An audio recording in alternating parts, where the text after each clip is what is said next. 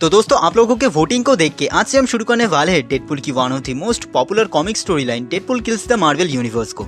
इस सीरीज में हम जानेंगे कि ऐसा क्या हुआ कि डेडपुल ने एक पूरे यूनिवर्स को ही खत्म कर दिया और साथ ही इसी स्टोरी लाइन से इंस्पिरेशन लेकर डेडपुल 3 के प्लॉट को एस्टेब्लिश किया गया है। तो अगर आप फुल पोटेंशियल में डेडपुल 3 को एंजॉय करना चाहते हो तो इस सीरीज में हमारे साथ बने रहो। ये सीरीज टोटल 4 इश्यूज में डिवाइडेड है जिन्हें हम टोटल 4 एपिसोड्स में कवर करेंगे। तो बिना देर के चलिए शुरू करते हैं।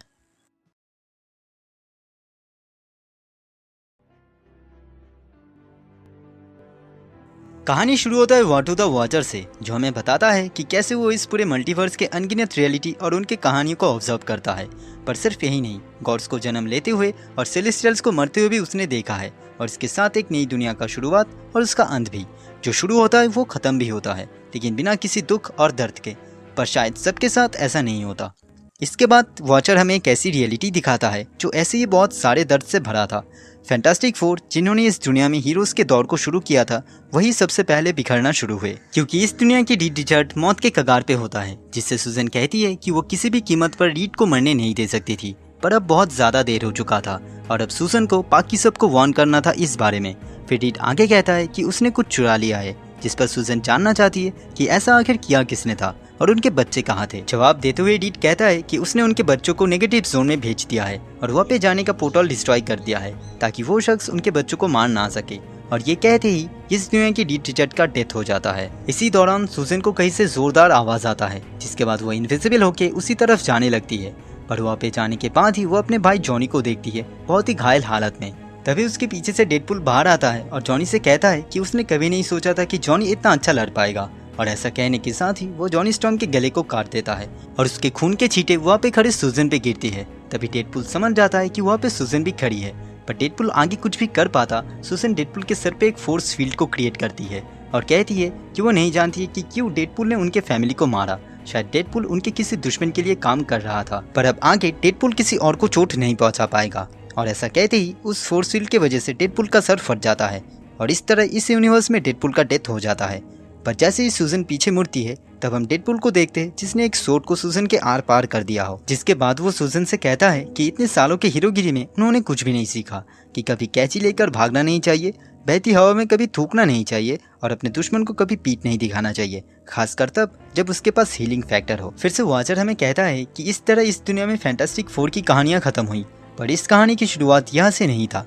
कहानी को जानने के लिए हमें घड़ी को उल्टी दिशा में घुमाना होगा और नजर रखना होगा रेवेंसक्राफ्ट एसाइलम में, जहाँ एक तरह से पागल लोगों का इलाज किया जाता था। इसी एसाइलम में हम किसी के चीख को सुनते हैं जो बार बार कह रहा था कि वो लोग उसे छोड़ दे। तभी वहाँ पे एक नर्स डॉक्टर ब्राइटन को किसी को वहाँ पे आने का खबर देती है। तभी हम डेडपुल को देखते हैं जिसे एक्समैन के कुछ मेंबर्स वहाँ पे लाए थे।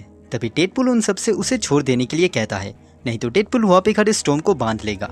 ये सब देखकर लोगोन चार्ल से कहता है कि उन्हें ये सब करने की जरूरत नहीं है। हालांकि वेट पूरी तरीके से ठीक नहीं है, पर वेट के लिए ये जगह नहीं है। जवाब में चार्ल्स कहते हैं कि अब वो इस बात को लेकर कोई भी डिस्कशन नहीं चाहते। उन्हें उम्मीद है कि वेट यह ठीक हो जाएगा। जिसे देखते हुए वापस से डेडपुल कहता है कि इंस्टीट्यूशन के साथ उसका कुछ खास लगाव नहीं है और न ही उसने बैंक के सारे चेक्स को क्लियर किया है। इसके बाद दो लोग मिलकर डेडपुल को डॉक्टर ब्राइटन के रूम में ले जाते हैं, जहाँ पर उन दोनों के बीच अब बातचीत शुरू होता है। दरअसल काफी अरसे बाद डेडपुल चैन से बैठ के शांति से और बिना किसी खून खराबे के बात कर रहा था, इसीलिए वो समझ नहीं पा रहा था कि वो कहाँ से शुरू करे। तभी डेडपुल के दिमाग में एक आवाज उससे कहता है कि मैं एक गरीब घर में पैदा हुआ था, ये कहानी दोबारा मत सुनाना। इसलिए डेडपुल कुछ नया ट्राई करता है। वेट बताता है कि वो एक कोयले की खुदाई करने वाले के घर पे पैदा हुआ था। उसकी पड़ोसी क्या उसके माँ ने भी उसके लिए वक्त नहीं निकाला था।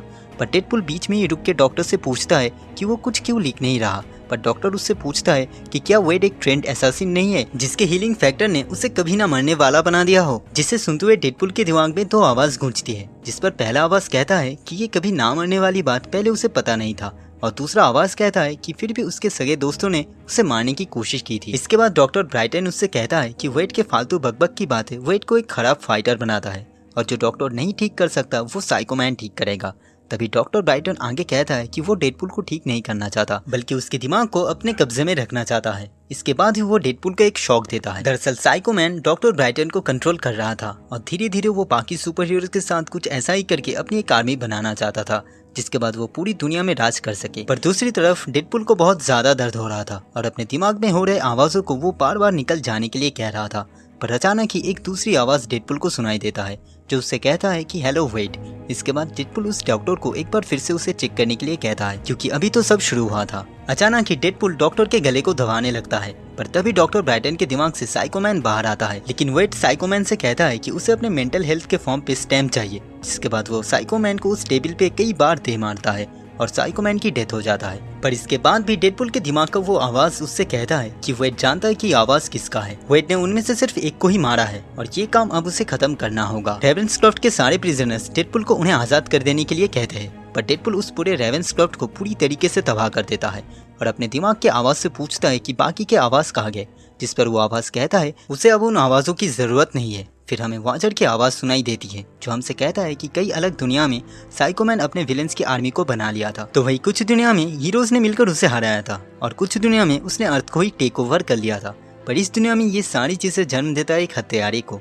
लेकिन इसके आगे वाचर कुछ कह पाता उसे जोर का झटका लगता है। इससे पहले वो कुछ समझ ही पाता उसे डेडपुल का आवाज सुनाई देता है। दरअसल डेडपुल ने एक ऐसे गैजेट से वाचर पे शूट किया था जिसे रीड रिचर्ड ने वाचर जैसे लिविंग बीइंग को मारने के लिए बनाया था। वाचर तब वेड से पूछता है कि इन सब चीजों से तो उसका कोई मतलब नहीं था, तो डेडपुल ने उसे क्यों मारा। जवाब में वेड कहता है कि उसके अंदर कुछ खराबी है, क्योंकि वेड चीजों को अलग तरीके से देखता है। तभी वेड को वो आवाज वाचर से कुछ पूछने के लिए कहता है और वेड उससे पूछता है कि आखिर वो लोग कौन हैं जिनसे वाचर अभी तक बात कर रहा था।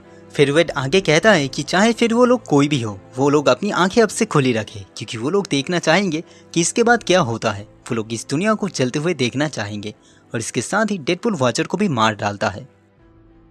तो दोस्तों, आपको ये वीडियो कैसा लगा नीचे कमेंट कीजिए। अगर वीडियो अच्छी लगी तो प्लीज़ लाइक कीजिए, शेयर कीजिए और अगर चैनल पे नए हैं तो प्लीज़ सब्सक्राइब कीजिए। तो मिलते हैं अगले वीडियो में, तब तक के लिए गुड बाय।